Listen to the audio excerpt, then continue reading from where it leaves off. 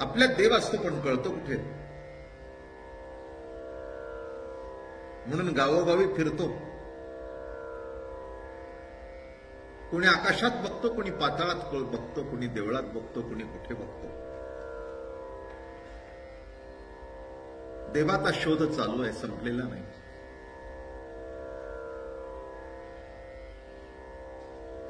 हृदयात देव असून कळत नाही आणि सगुण साकारून समोर उभा राहिला तरी कळत नाही. कळण्याकरता पूर्वजन्मीचं सुकृत लागतं, भाग्य लागतं, सद्गुरूंचा आशीर्वाद लागतो. तेव्हा देवत्व कळतं, नाही तर नाही कळत. गोकुळातल्या लोकांना जे अनेक घटना घडू लागल्या दिव्यत्वाच्या, की ज्या आजपर्यंत कोणी केल्या नाहीत आणि कोणी करू शकणार नाही, अशी प्रतीती येऊ लागली. सकळांचे तुझ्या हाती असे सूत्र, यशोदेचा पुत्र नवसीला. काय म्हणते गोपी बघा, कळलं आम्हाला. काल चिरहरण लीला सांगितली आपल्याला. थोडक्यात जर बघितलं तर असंच आहे नाही का, इथे सुद्धा आत्म्याभोवती देह, देहाभोवती वस्त्र, आत्म्याभोवती देह, देहाभोवती कपडे. आतमध्ये आत्मा आहे, मग देह आहे, मग माझा गंजी फ्रॉक आहे, मग सदरा आहे, अजून कोट घातला तर अजून होईल. माझं म्हणणं कळलं का? एक एक देहावर जे वस्त्र आहे, ते वस्त्र जेव्हा आपण दूर करतो तेव्हा मूळ स्वरूपाची जाणीव होते. अन्नमय प्राश कोश, मनोमय कोश, विज्ञानमय कोश, प्राणमय, हे सगळे कोश आहे. एकाभोवती एक, एकाभोवती एक, एकाभोवती एक, एकाभोवती एक. आणि त्याच्या अंतरंगामध्ये जेव्हा आपण डोकावून पाहतो, कालच्या लीलेमध्ये हेच भगवंतानी दाखवलं की तुमच्या माझ्यामध्ये भेद नाही, मी आतून बाहेर मीच आहे. आतून बाहेर मीच असताना विटाळ कोणाचा, स्पर्श कोणाचा, परपुरुष कोण? नाही का, कोण परपुरुष? अरे का हो, परपुरुषाची सुद्धा व्याख्या झाली पाहिजे. माफ करा मला, जो लग्न करून करता तो परपुरुष आहे. हा तर पुरुष तुमच्या जवळच आहे. आत्मराज नित्य जवळ आहे, आत्मराज जवळ आहे. नंतर घडतो तो व्यभिचार आहे तो व्यभिचार नाही आहे. पुरुषाची घडतो तो संग नव्हे, प्रत्येक इंद्रियातून संग घडतो तेव्हा कृती प्रगट होते. कृपाळुवे पांडुरंगे अंग संगे जीवलगे, शब्द कसा वापरलाय बघा. आमचे महाराज म्हणायचे, संग आहे म्हणून अंग आहे, संगातून अंग प्रगट होतं. संगाशिवाय अंग नाही. बरोबर आहे ना? गुरुमुखातून वचन आलं, कानामध्ये रती पडला. हा अनुग्रह आहे. नीट लक्षात घ्या. कानावचनाच्या भेटी वस्तूची होणी उठी. ज्ञानोबा आहे. कानामध्ये वचनाचा थेंब पडल्यानंतर वस्तू होऊन प्रगट होते. वस्तू म्हणजे परमात्मा. वस्तू शब्दाचे अर्थ दोन आहेत.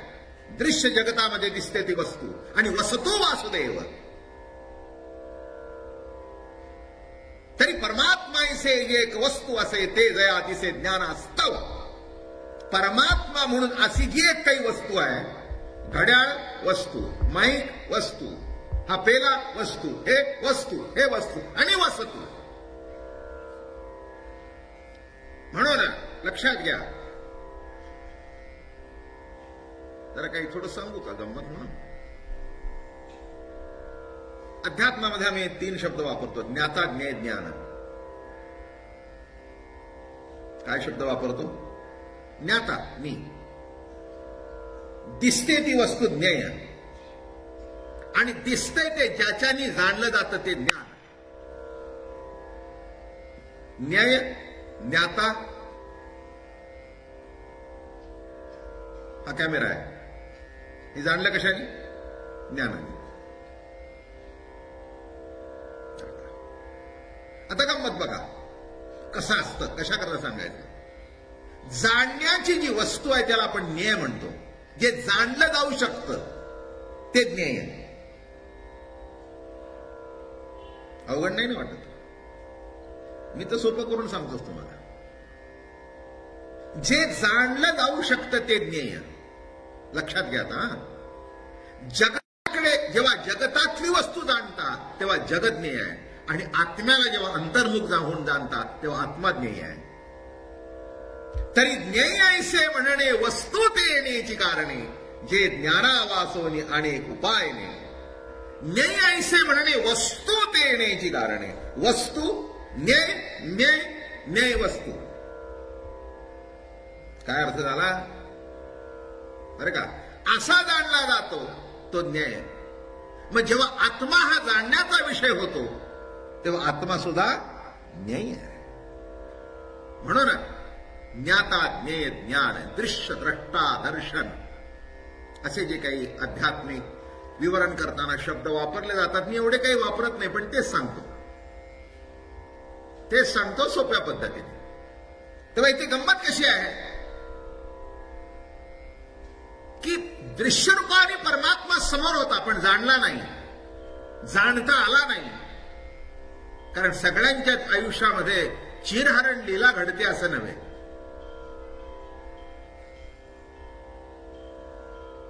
बरं का? ही भेदाची वस्त्र टाकल्याशिवाय, ही लीला जीवनामध्ये घडल्याशिवाय प्रभूचं दर्शन अंतरंगामध्ये आणि बाह्यरंगामध्ये घडत नाही. प्रभू बाहेरचा आहे वाटत होता म्हणून झाकत होत्या, तो अंतरातला आहे हे वाटल्यानंतर झाकणं संपलं. आहे ना गंमत? हो. मुलगा, माफ करा मला, मुलगा जवळ बसलाय आणि आईला कपडे बदलायचे. ती लाजते का त्याच्यासमोर? काही लाजायचं कारण नाही. ती मुक्तपणे येते, कपडे बदलते. तसं बघितलं तर तो पुरुष आहे.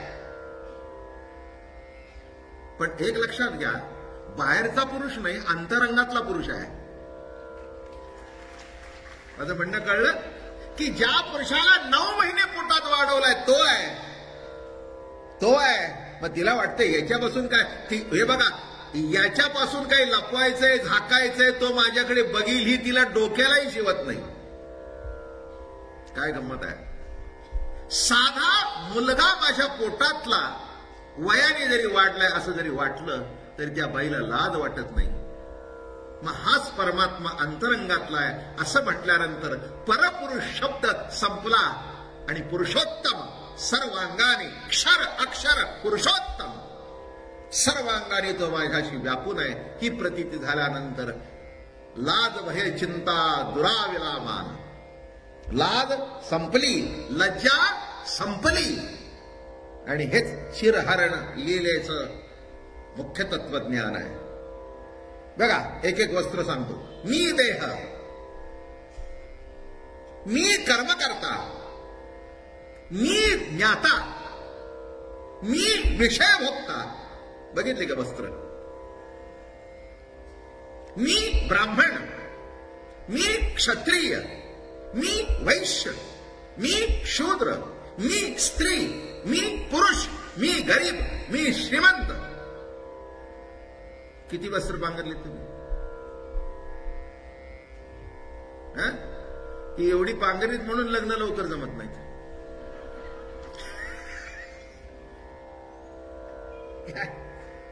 एका जातीचे असू दे, एका कुळातले असू दे, त्यांना काय मुलगी देता? काय लायकी आहे का त्यांची?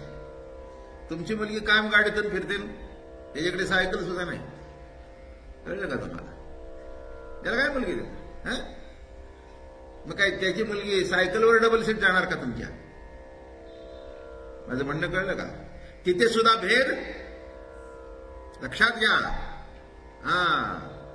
काय अहो तसं काय आमचं लग्न करण्याबद्दल विरोध नव्हतो, पण आपल्यापेक्षा वरच्या जातीत करायचो. हो एकदमच नको ते कशी लग्न केलं तरी कसं शेजारी बसावं. कळलं की वस्त्र कशी आहे ती. आता कितीतरी मी तुम्हाला चिरारणलीला सांगू. अहो साधू संतांनी वारकरी संप्रदाय निर्माण करून ही सगळी तुमची वस्त्र फेडली बर का. आताच मी आतमध्ये गप्पा मारत बसलो होतो. ते म्हणाले महाराज काय कालचं प्रवचन होतं सगळं तत्व. म्हटलं त्याच्यातलं अजून गंमत सांगतो. बोलता बोलता विषय निघाला.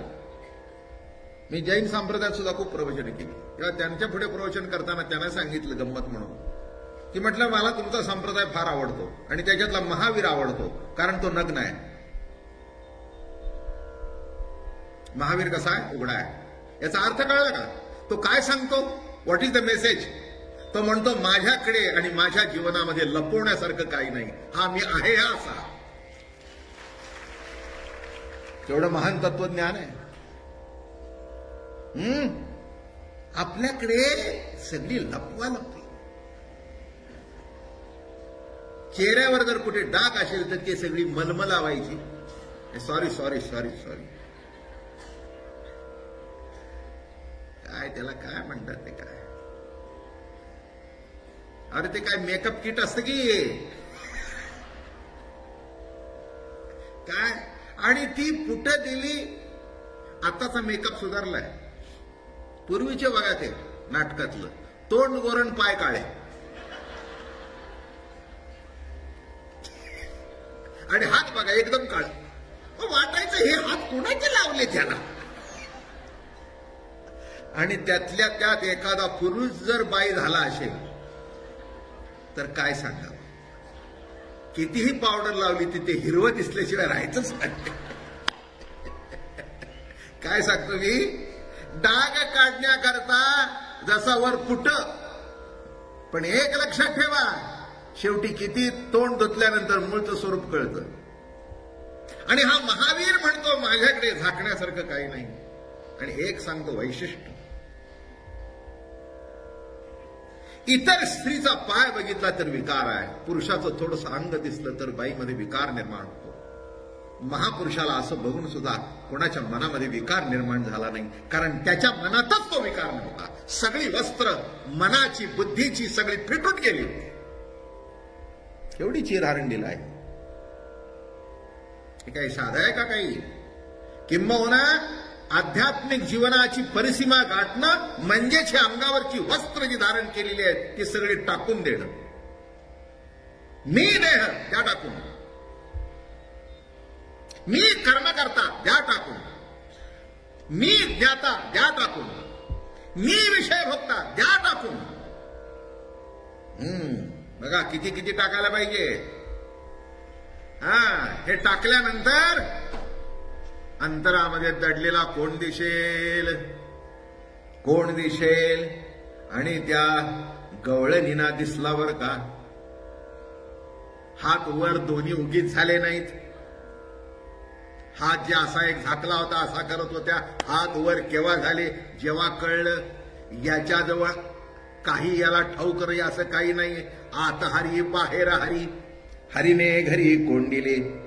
अंतर्बाह्य तो आहे ही प्रतीती आल्यानंतर त्या काय म्हणतायत बघा. सकळांचे तुझ्या हाती असे सूत्र यशोदेचा पुत्र नवसीला. नावाला नावापुरता तिचा पुत्र आहेस. पण तसं जर बघितलं सर्व विश्वाचं सूत्र तुझ्या हातात आहे. हे आता आम्हाला कळलं. आता आम्हाला कळलं म्हणून लाजायचं काही कारण नाही. आता काही आम्ही तुला इथून पुढे लाजणार. आता काही यंदाच्या वर्षात किती सांगायला होईल मला काही माहिती नाही. आणि याला जोडून थोडीशी एक मधली कथा आहे आणि त्याच्या जोडूनच रासक्रीडा आहे पुढे. काय रासक्रीडा काही एक दोन दिवसाची नाही आहे. ती अशी चालणारी आहे म्हणून काही बघू काय श्रीहरीची इच्छा असेल तसं. बघा इथे किती वर्म आहे त्याच्यामध्ये.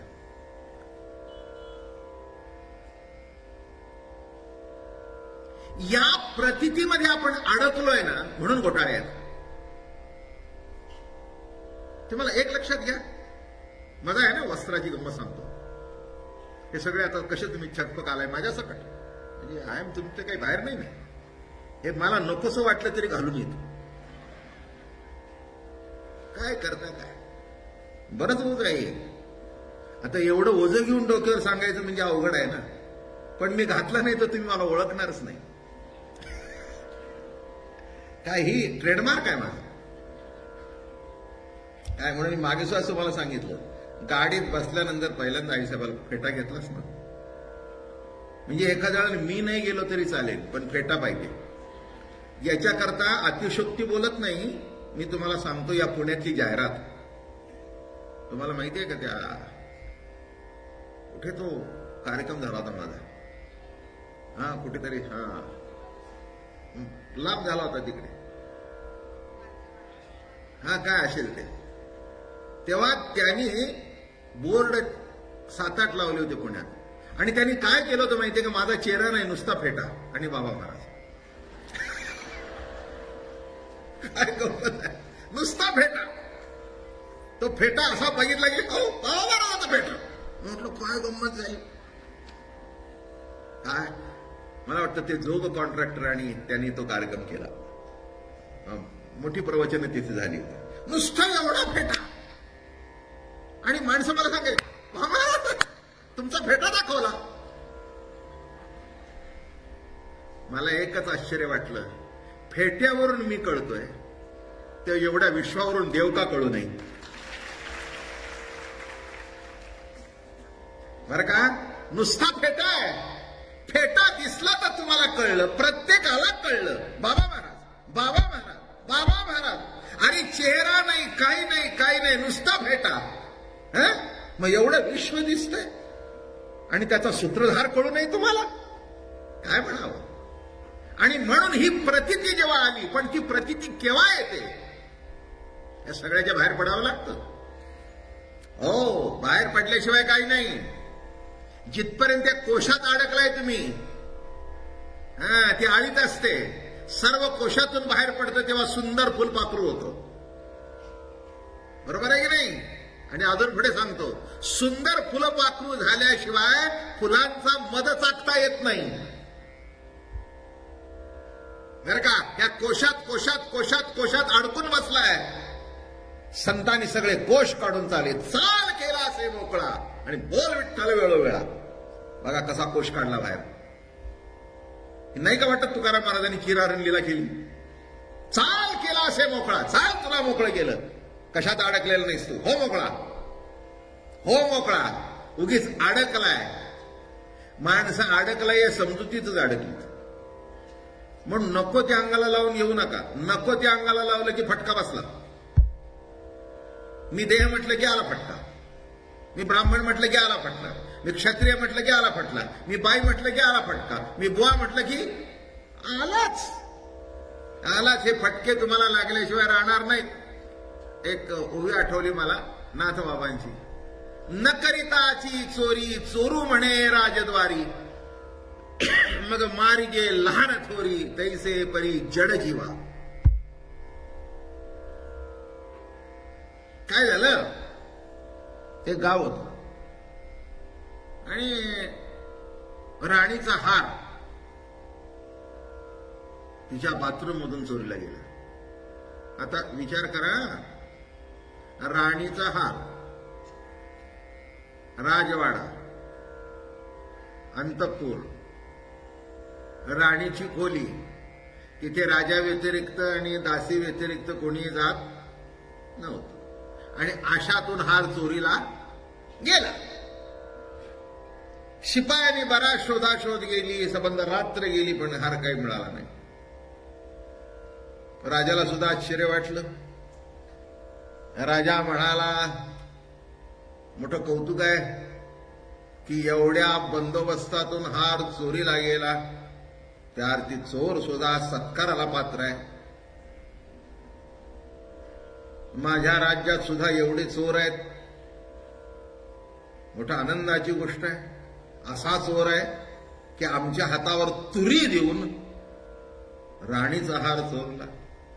तेव्हा म्हणाले मला सत्कार करायचा आहे, तेव्हा उद्या 12 वाजता दुपारी आपला जो चौक आहे तिथे त्यांनी यावं.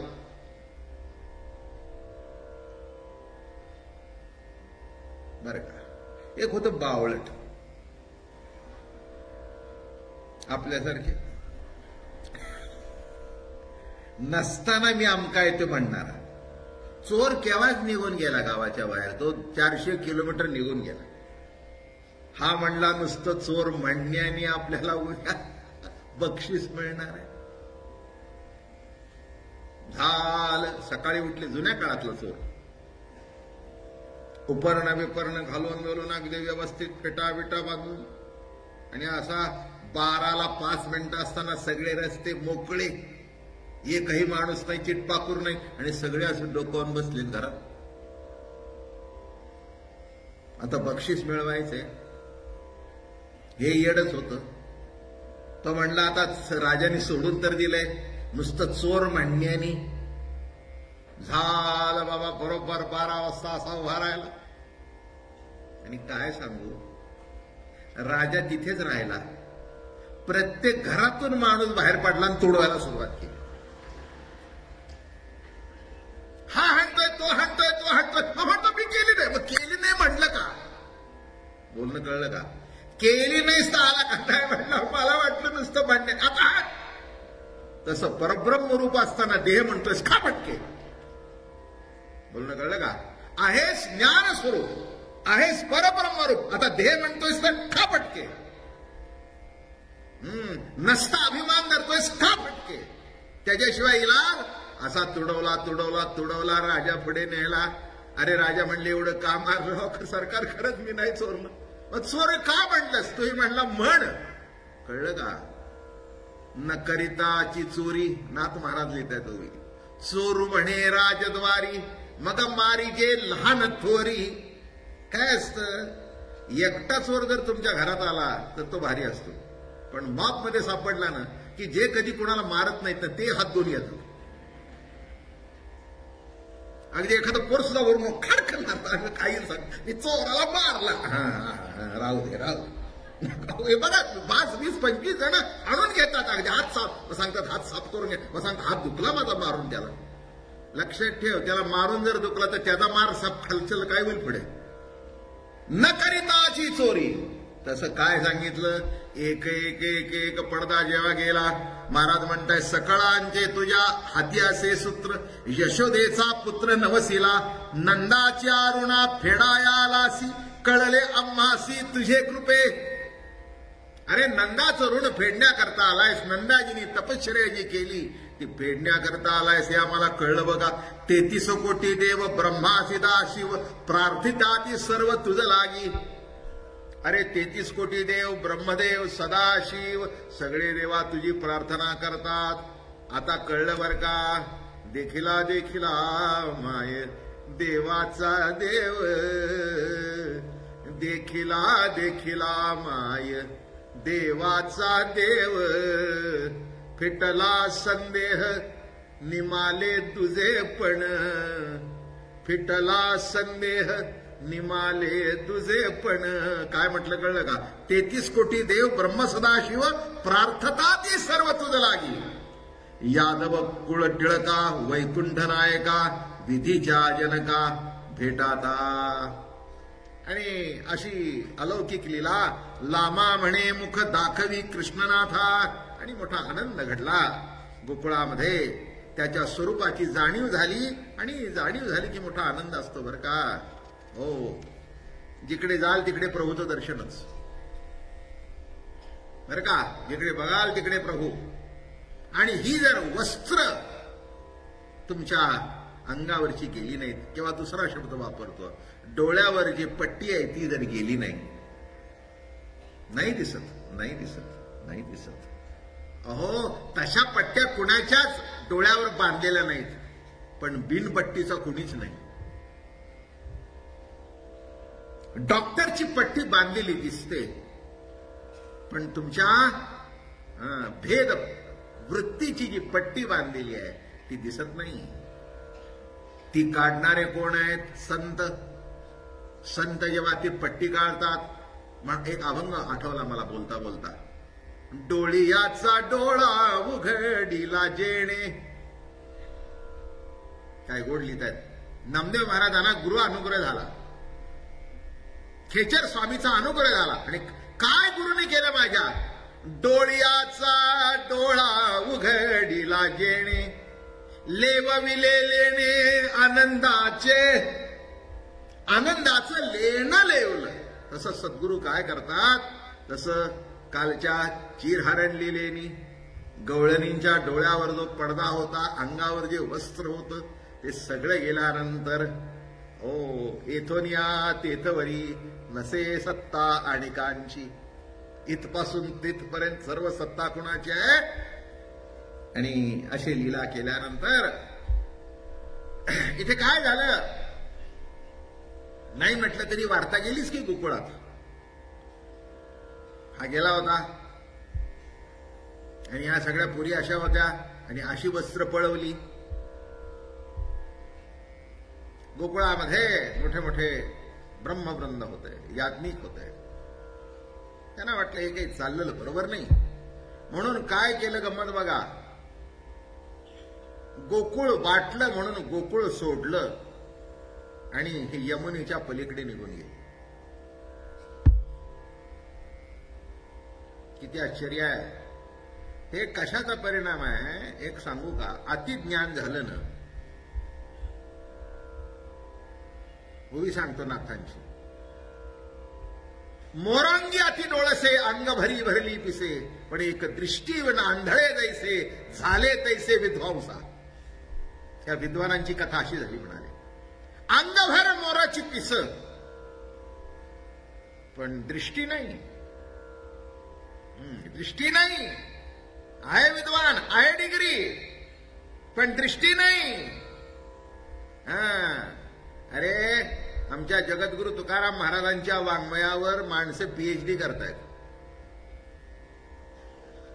ज्ञानेश्वरी ठेवली बाजूला, अमृतानुभव ठेवला बाजूला, अगदी साध्या मराठमोळ्या भाषेतला अभंग, त्याच्यावर काय करतायत? पीएचडी. तुकाराम महाराज किती शिकलेले? ते म्हणतायत घोका या अक्षर मज नाही अधिकार. संस्कृत येत होतं? नव्हतं. पाठ करण्याचा अधिकारच नव्हता. कशाला पाठ करू? शूद्रवंशी जन्मलो म्हणून दंभे मोकलिलो.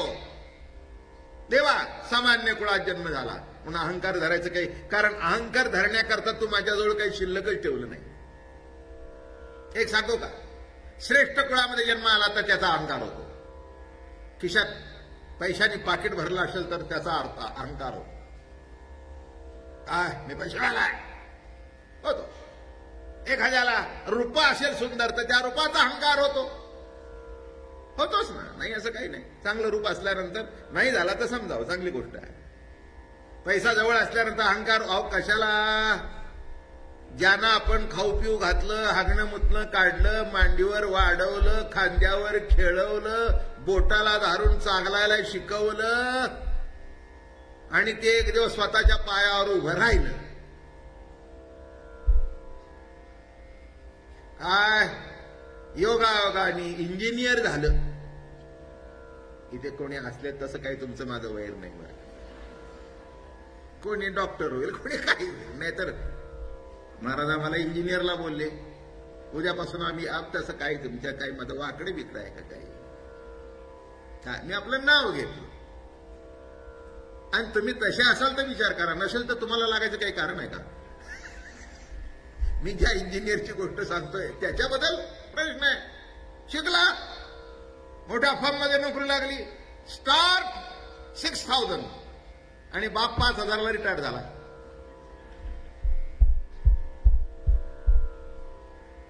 पोरं आणि त्यांची आई बिघडवतात बरं का त्या आया पोरा.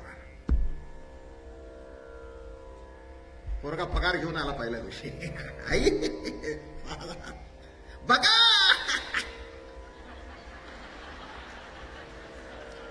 काय बघा 40 वर्ष नोकरी करू आणि माझा बाबा पहिल्या दिवशी. अगं पण त्या 5,000वर तुझा बाबा एवढा वर चढला बेबी.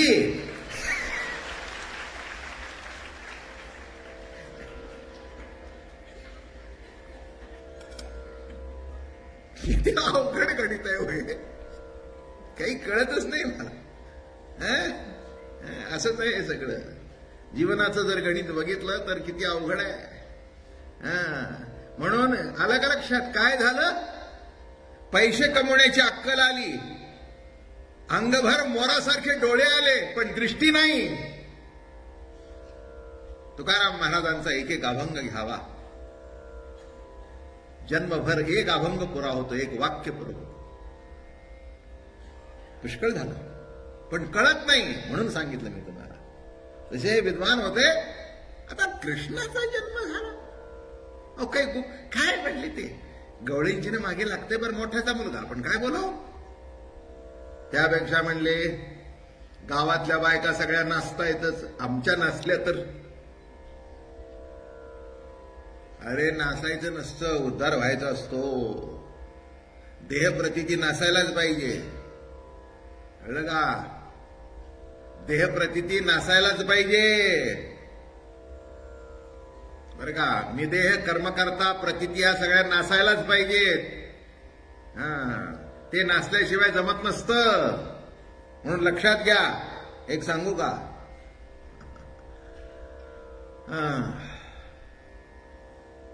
बाई बाटल्याशिवाय आई होत नाही.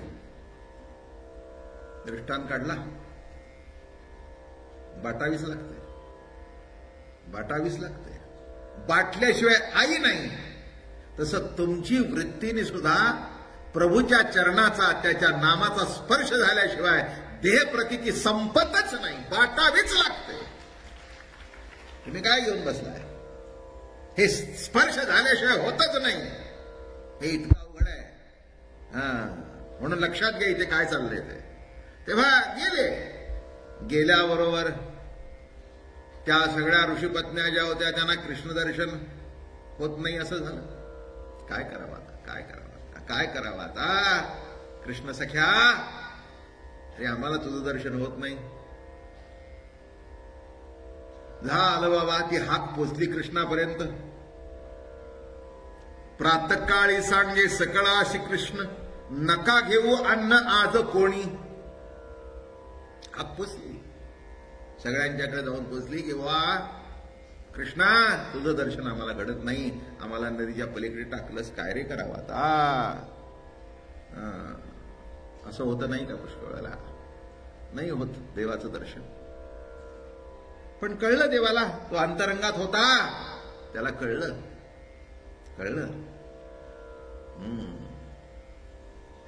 त्यांची विनवणी कळली, त्यांची आर्तता कळली. नाथ दियो अब दरस तुम्हारो, नाथ दियो अब दरस तुम्हारो, सफल करो प्रभु नैन हमारो, सफल करो प्रभु नैन हमारो,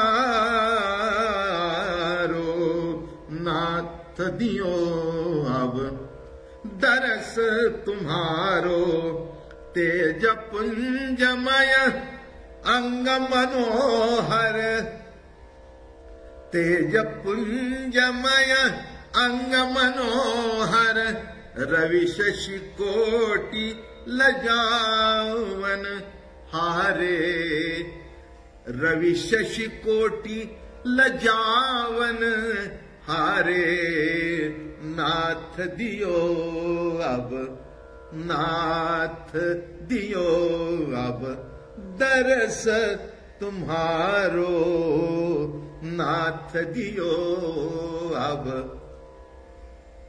त्या गोपिका प्रार्थना करतायत, प्रभू अरे तुझं दर्शन घेण्याकरता आमचे नयन आतुर झालेत. सफल करो प्रभु नैन हमारो, सफल करो प्रभु ने हमारो नाथ दियो. अब प्रभू तुझं रूपाचं काय वर्णन करावं. तेज पुंजमय अंग मनोहर.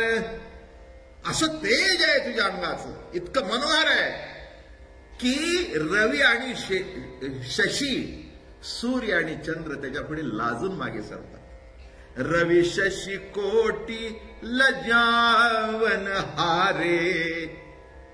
रवी शशी कोटी लजावन हारे. नाथ दियो अब नाथ दियो. सुरदासजीचं पद सुंदर मोठं पद आहे. अरे तुझं दर्शन दे आम्हाला. आणि जेव्हा प्रार्थना करू लागल्या गोपिका, त्या यज्ञपत्न्याही गोपिकाच होत्या. ते काही दुसऱ्या तिसऱ्या कोणी होत्या का? नाही. सांडोन्या गाई चालीला वनासी, गडी रेशिकेशी खेळताती. सगळ्यांना सांगला येतात जेवण घेऊ नका बरोबर. हेतू निराळा होता. ते म्हणले कृष्णा अरे जेवण घ्यायचं नाही तर कुठे मिळेल. ते म्हणले तुम्हाला चिंता द्यायची, तुम्हाला काही चिंता करायचं काही कारण आहे का? नाही, चिंता करायचं काही कारण नाही.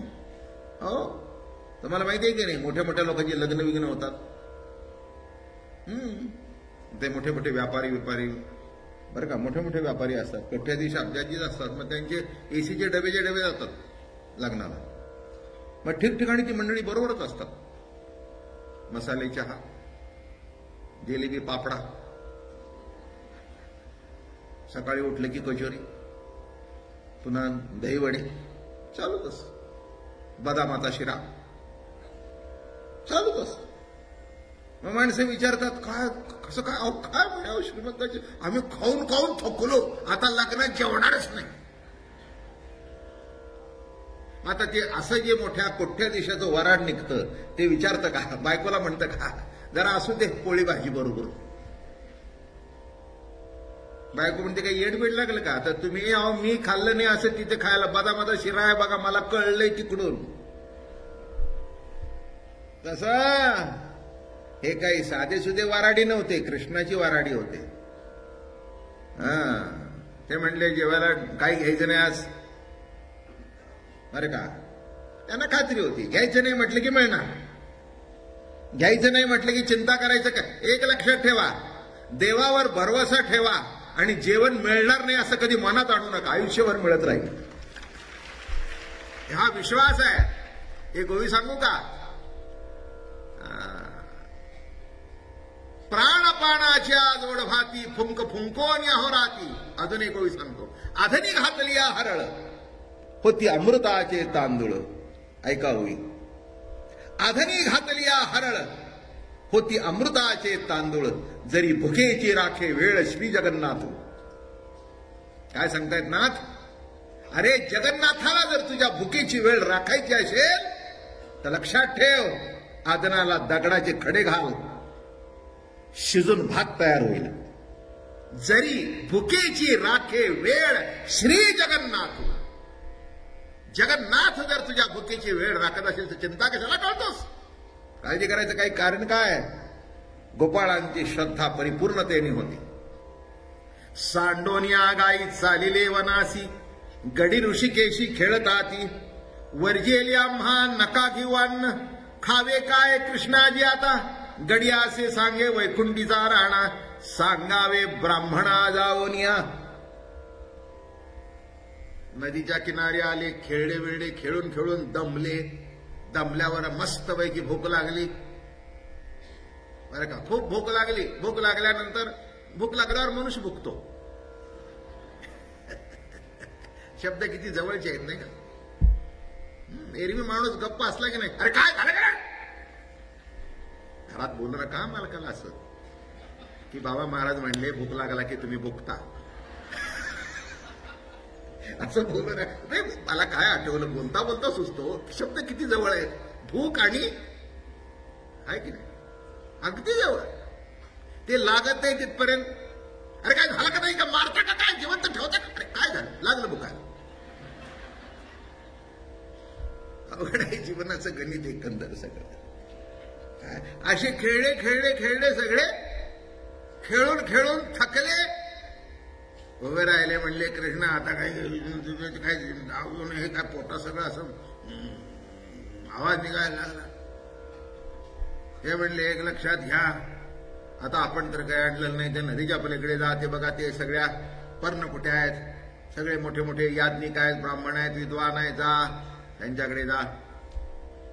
गडिया असे सांगे वैकुंठीचा रांगा, सांगावे ब्राह्मणा जावनिया, वनी उपवासी आहे रामकृष्ण, द्यावे त्यासी अन्न कृपा करोनिया. जाऊन सांगा. अहो केवढं भाग्य होतं त्यांचं.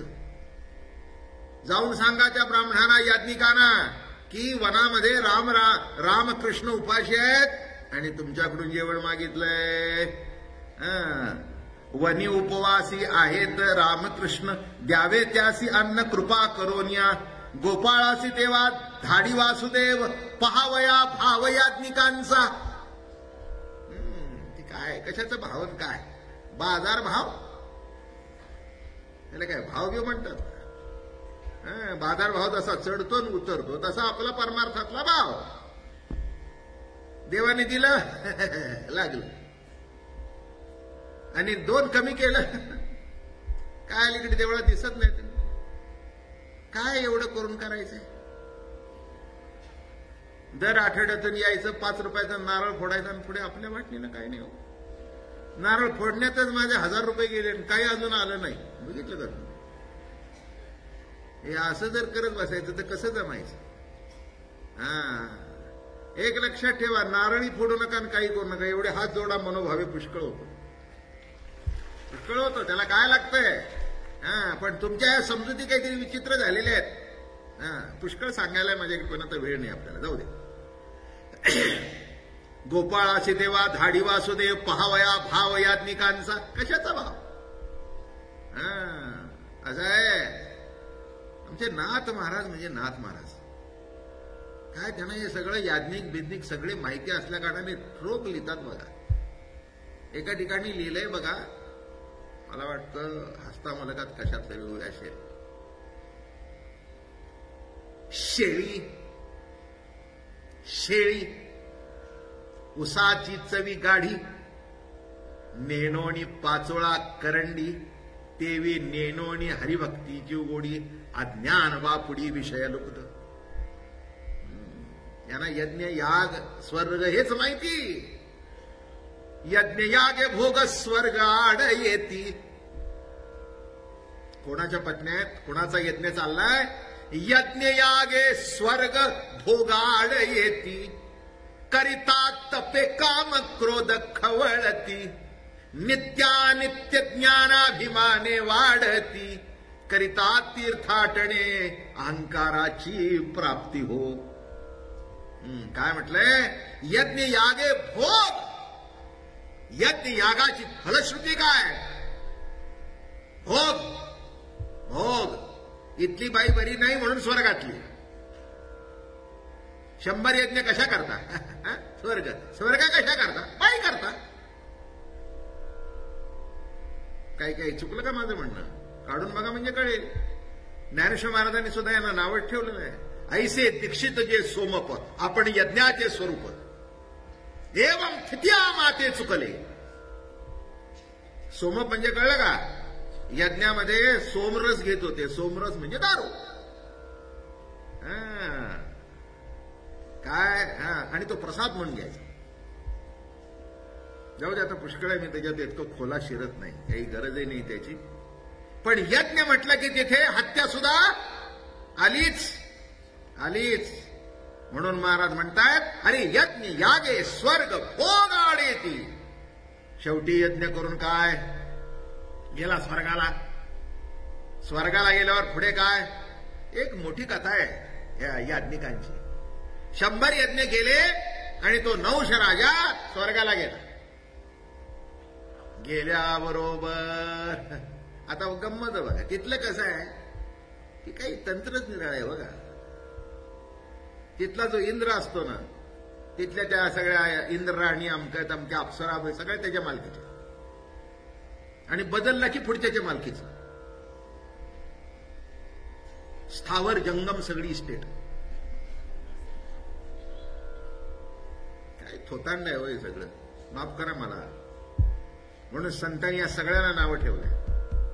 ते म्हणले काही करू नकोस, यज्ञ यागे करशील, यज्ञ सुफळ होईल, भोग वाटणीला येईल, स्वर्गातल्या अप्सरा तुझ्या वाटणीला येईल, आणि तिथलं पुण्य संपलं की पुन्हा लात खाऊन खाली येशील. दृष्टांत काय दिलाय बघा. जैशी वेश्या भोगे कवडावेचे, मग दार यायचे पुणे येत यायचे, तैसे लाजीरवाणी दीक्षितांचे काय सांगू. हे जे यज्ञ करणारे आहेत त्यांची अवस्था कशी आहे म्हणाले, जैशी वेश्या भोगे कवडावेचे. एकाने मला प्रश्न विचारला, हे तुमचे ज्ञानेश्वर महाराज 16व्या वर्षी एवढं कुठे बघितलं. म्हटलं ते ज्ञानाचे ईश्वर असल्या कारणाने सगळं प्रकितीगम्य होतं.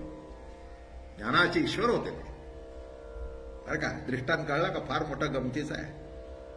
सहसा कळी करायचं नाही, कळणारही नाही. बघा कसा दृष्टांत आहे. कसा सांगितला, पुण्याची पावटी सरे. कशी सरे नाही का. एखाद्या वेश्येच्या कडे एक मनुष्य जाऊ लागतो. वेश्या भोगे कवडा वेशे, इतकी धुते त्याला ती. गोड गोड गोड गोड गोड गोड गोड गोड गोड गोड गोड गोड गोड.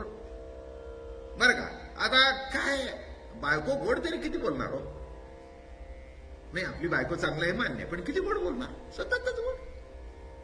तुम्ही फार गोड, तुम्ही फार चांगले, असं किती वेळ बोलणार नाही का. मनोभावे जेवायला वाढलं म्हणजे त्याला कळतंय एव्हरीथिंग इज गोड. गोड तुझे रूप, गोड तुझे नाम. आपोआप कळते का. सारखं गोड गोड म्हणायचं. आता ती त्याच्याकरता पैसे घेत होती. इतके आले पण तुमच्यासारखा कुणी नाही. तुमच्यासारखे तुम्हीच. आणि शेवटी सगळं संपलं आणि एक दिवस शेवटचं आलं. ते बायकोच्या गळ्यातल्या मंगळसूत्राच्या वाट्या आल्या, तेव्हा तिने ओळखलं, हात धुतला. त्या दिवशी खाली उतरला तेव्हा दारवानाला सांगितलं, लक्ष ठेव, उद्यापासून धक्का मारून बाहेर काढ याला. गेल्यावर असं मुचंडी धरून बाहेर काढला, फेकला त्याला. लुटलं लुटलं तर तिचंही लुटलंय. आज दुसऱ्याचा नंबर लागलाय.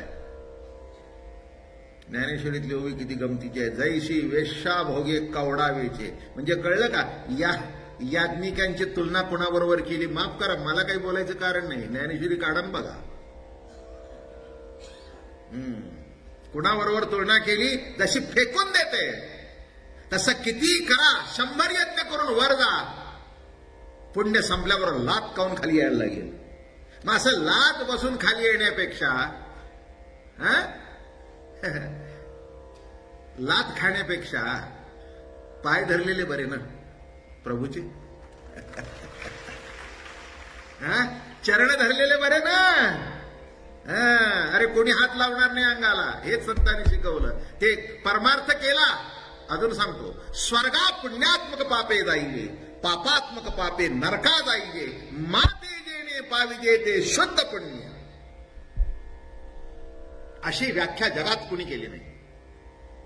Only one, Dnyaneshwar Maharaj. स्वर्गा पुण्यात्मक पाप, पापात्मक पाप आणि शुद्ध पुण्य. काय व्याख्या हो. पुण्यात्मक पाप स्वर्गा जाईजे, पापात्मक पाप नरका जाईजे, माते जेणे पाविजे ते शुद्ध पुण्य. आणि जो येऊन मला मिळतो ते खरं शुद्ध पुण्य. ते खरं शुद्ध पुण्य. म्हणून यांना कळलं नाही. यज्ञ यागे स्वर्ग भोग आड येती, करिता तपे काम क्रोध खवळती. तप करतो हो. मगाशीच मी वाचलं कुठेतरी, 60,000 वर्ष पराशराने तपश्चर्या केली. गंगेच्या काठी गेला आणि ती मच्छगंधा बघितली. मच्छगंधा बघितल्यानंतर वृत्ती आवरली नाही. ती म्हणाली, महाराज अहो तुम्ही तर एवढे मोठे ऋषीमुनी आहात, 60,000 वर्ष तपश्चर्या केली आहे. नाही म्हणले, मला सांगू नकोस. अहो म्हणले, हा दिवस आहे काळजी करू नकोस म्हणाले, मी काय असा ऑर्डिनरी माणूस आहे का? आपल्या तपसार्य सामर्थ्याने काळोख तयार केला आणि उपभोग घेतला. आवरली नाही वृत्ती. लक्षात घ्या, इतकं सोपं नाही आहे. एक सांगतोय, ही सगळी वस्त्रातून बाहेर पडणं अवघड आहे. भल्या भल्याला जमलं नाही, मग तुम्ही म्हणाल भल्या भल्याला जमलं नाही, आम्हाला कसं जमेल? नाही नाही, वारकरी व्हा म्हणजे जमू लागेल. हो, कारण मोठ्या वारकऱ्याला जमलं ना. ज्ञानोबारायांचं जीवन बघा, नाथांचं बघा, नामदेवरायाचं बघा, तुकाराम महाराजांचं बघा. आमचा साधा वारकरी असू दे, चुकत असेल इकडे तिकडे, पण पुष्कळ पवित्र जीवन जगतो. आणि हे घडण्याकरताच राधारमण हरी गोविंद राधे, राधारमण हरी गोविंद राधे, गोविंद राधे हरी गोपाल राधे, गोविंद राधे हरी गोपाल राधे, राधारमण हरी गोविंद राधे, राधारमण हरी गोविंद राधे, गोविंद राधे हरी गोपाल राधे, गोविंद राधे हरी गोपाल राधे, गोविंद राधे हरी गोपाल राधे, राधारमण हरी गोविंद राधे, राधारमण हरी गोविंद राधे. कुंडलिकावरदे हरी विठ्ठल श्री ज्ञानदेव तुकाराम ज्ञानेश्वर तुकाराम महाराज सद्गुरुदादा महाराज की जय.